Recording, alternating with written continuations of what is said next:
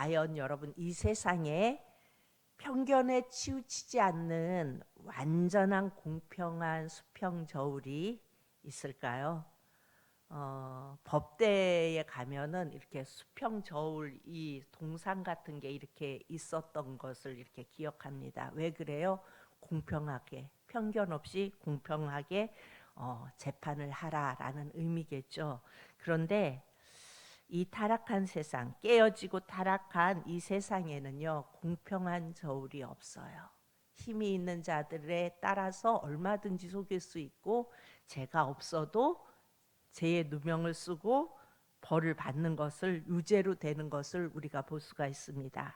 하지만 어떠한 선입견도 없이 완전히 공정한 수평 저울이 있는데 그것은 바로 하나님의 저울입니다. 하나님은 사랑이시지만 동시에 우리 하나님은 공의로운 분이십니다. 가장 의로운 재판관입니다. 그 하나님은 엄중한 수평 저울로 각 사람의 인생을 재어보십니다.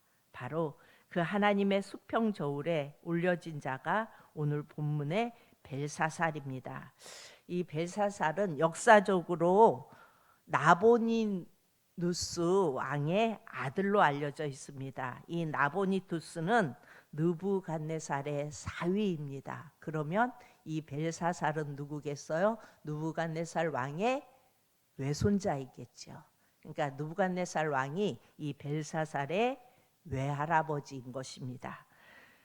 어찌되었든 이 나보니두스는 전쟁이나 여러 가지 이유로 왕궁을 비울 때 이 벨사살을 세워서 섭정을 하게 했습니다. 그래서 본문에는 나보니두스가 등장하지 않아요. 그 이유는 뭐냐면 지금 그 나보니두스는 메대와 페르시아 연합군과의 전쟁 중에 있습니다. 그러니까 이제 이 본문의 배경은요, 국가적으로 위기 상황에 있는 것입니다. 그런데 이 벨사살은 귀한 손님 1000명을 불러서 큰 잔치를 베풀고 있습니다. 여기에는 왕비들, 후궁들, 귀족들이 포함되어서 함께 술을 마시며 파티를 벌이고 있는 겁니다. 이때 갑자기 우리 5장 5절에 보니까 사람의 손이 나타납니다. 그리고 그 사람의 손이 벽에 글씨를 쓰는 것을 볼 수가 있습니다. 이 모습을 목격한 벨사살의 얼굴빛이 6절에 보니까 창백해지고 공포에 사로잡혀서 넓적다리가 무릎이 서로 닿을 정도로 덜덜 떨었다고 말씀합니다. 그래서 왕이 큰 소리로 외치면서 저 글자가 무슨 뜻인지, 저 벽에 쓰여진 글자가 무슨 뜻인지 알려주는 사람은 이 나라의 셋째 통치자로 삼겠다고 말합니다. 첫 번째 통치자가 누구예요? 이 나라의 그 아버지인 나보니두스죠. 그리고 두 번째 통치자가 아버지가 없을 때 섭정을 하는 벨사살입니다. 그런데 저 글씨가 무슨 글씨인지 내게 해석하는 자에게 세 번째 통치자의 자리를 주겠다고 말합니다. 그러나 아무도 그 글씨가 무슨 뜻인지 몰랐습니다. 벨사살은 손가락이 벽에 쓴 글씨가 무슨 뜻인지는 몰랐지만 너무 두려운 거예요. 뭔가 느낌이 쎄한 겁니다. 그래서 고민하고 있는데 그 왕의 어머니 누구겠어요? 느부갓네살의 딸, 그 딸이 오더니 벨드사살이라는 사람을 이렇게 이야기합니다. 아버지 때 느부갓네살 왕 때 모든 꿈을 해몽했던 다니엘이 있었다는 것을 이 엄마는 기억하죠. 그래서 다니엘이 다시 등장을 합니다. 다 잊혀져 가던 다니엘이 등장을 합니다. 여기에서 4장과 5장은요 벌써 23년 정도가 지난 뒤에요. 우리는 성경을 보면 바로바로 일어나는 일이라고 생각하죠. 그런데 이 성경을 역사에 비추어 볼 때에 그렇게 세월이 흘렀습니다. 그래서 당시 다니엘의 나이가 약 75세 정도로 추정을 합니다. 느부갓네살이 죽은 지는 한참 되었고 나보니두스는 지금 전쟁터에서 마지막 전쟁을 치르고 있는 거예요. 이 바벨론이 누구에게 망해요? 메대와 페르시아에 의해서 망하죠. 그런데 지금 메대와 페르시아 연합군과의 전쟁 중에 이 나보니두스는 있습니다. 그리고 다니엘은 이들 기억에 희미해졌어요. 그런데 그가 다시 왕 앞에 섭니다. 그리고 그 글자의 의미를 주저하지 않고 해석을 합니다. 그 글자는 메네메네 데겔 우바르신. 그 의미를 이렇게 해석합니다. 우리 26절로 넘어갑니다. 그 글을 해석하건대 26절에 메네는 하나님이 이미 왕의 나라를 시대를 세워서 그것을 끝나게 하셨다, 이런 뜻이고, 데겔은 왕을 저울에 달아보니까 부족함이 보였다. 그리고 베레스는 그랬는데 여기 베레스 이렇게 쓰여졌는데 우바르신에서 바르신은 이렇게 되어져야 됩니다. 왕의 나라가 나뉘어서 메대와 바사 사람에게 준바되었다. 지금 그 아버지인 나보니두스는 이 메대와 바사의 전쟁터에 나가 있어요. 그런데 그들에게 주었다는 거예요. 그러니까 바벨론이 졌다는 얘기입니다. 27절에 왕을 저울에 달았다고 말합니다. 이 저울은 하나님의 수평 저울이에요. 정확한 하나님의 수평 저울에 달아 보았더니 한쪽으로 기울었어요. 부족하다는 겁니다. 죄가 있다는 것입니다. 하나님의 저울에 값지다라고 여겨지는 인생이 아니라는 거예요. 하나님이 저울로 달아봤더니 너무 존귀하다, 값지다, 그런 사람이 아니라는 거예요, 벨사살이. 그래서 부족함이 드러나는 인생이었습니다. 벨사살의 인생은 하나님의 수평 저울에서 기울어진 인생이었다는 겁니다. 성경은 하나님의 저울이 있다고 말씀합니다. 근데 그 하나님은 공의의 하나님이시기 때문입니다. 하나님의 저울은 정확하고 오차가 없습니다. 사람은 누구나 다 그 하나님의 저울에 올라가야 합니다. 여러분, 사람이 한 번 죽는 것은 정해진 것이고, 그리고 그 뒤에 그 저울에 달리는 심판이 있다는 것을 우리는 너무나 잘 알고 있습니다. 우리가 하는 말들, 사람이 하는 모든 일들은 전부 하나님의 저울에 의해 판단됩니다. 그래서 솔로몬의 고백대로 더 늦기 전에 뭐라고 이야기해요? 더 늦기 전에 하나님을 두려워하라. 하나님을 두려워하라. 이 말은 뭐예요? 하나님을 경외하라는 것입니다. 살아계신 하나님을 바라보고 그 하나님을 두려워하고 그 하나님을 경외하라는 것입니다. 벨사살은 하나님의 저울에 올려졌지만 하나님이 원하시는 것이 하나도 없었어요. 벨사살에게 하나님이 원하시는 것을 찾을 수가 없었습니다. 본문에 이제 여러 가지 죄가 나오는데 그 가운데 가장 핵심이 뭐예요? 벨사살의 교만함입니다.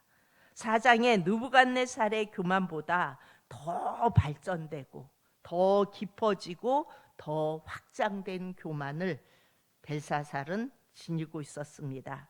이 벨사살의 교만한 모습들이 이제 쭉 나오는데요. 총 5가지로 정리해 볼 수 있어요.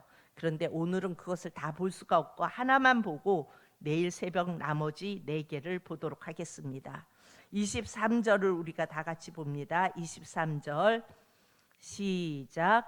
도리어 자신을 하늘의 주제보다 높이며 그의 성전 그릇을 왕 앞으로 가져다가 왕과 귀족들과 왕후들과 후궁들이 다 그곳으로 술을 마시고 왕이 또 보지도 듣지도 알지도 못하는 그 문, 구리, 새와 나무, 돌로 만든 신상들을 찬양하고 도리어 왕의 호흡을 주장하시고 왕의 모든 길을 작정하시는 하나님께는 영광을 돌리지 아니한지라.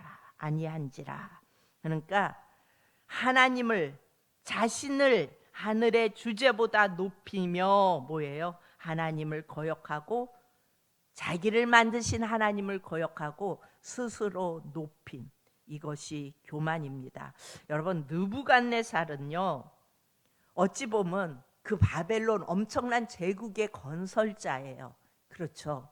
그래서 어찌 보면 그럴 만도 하다라는 생각이 들어요. 하나님을 모르면 내가 이 엄청난 제국을 건설했는데, 그래 내가 이걸 했어, 내가 이걸 했어, 그런 마음 들겠어요, 안 들겠어요? 들잖아요. 그러니까 느부갓네살은 어찌 보면 그럴 만도 했어요. 물론 그랬기 때문에 하나님께서 징계를 하셨고, 징계를 당하고 결국은 하나님께로 돌아왔어요, 느부갓네살 왕은. 그런데 이 벨사살은 달라요. 아버지 나보니두스는 지금도 전쟁 중이에요. 그리고 상황은 좋지 않아요. 그런데 지금 연회를 열어 한 거 아무것도 없으면서, 아버지가 전쟁에 나가면 그때 잠깐 섭정하는 것밖에 없으면서 술 마시며 흥청망청 탕진하고 있습니다.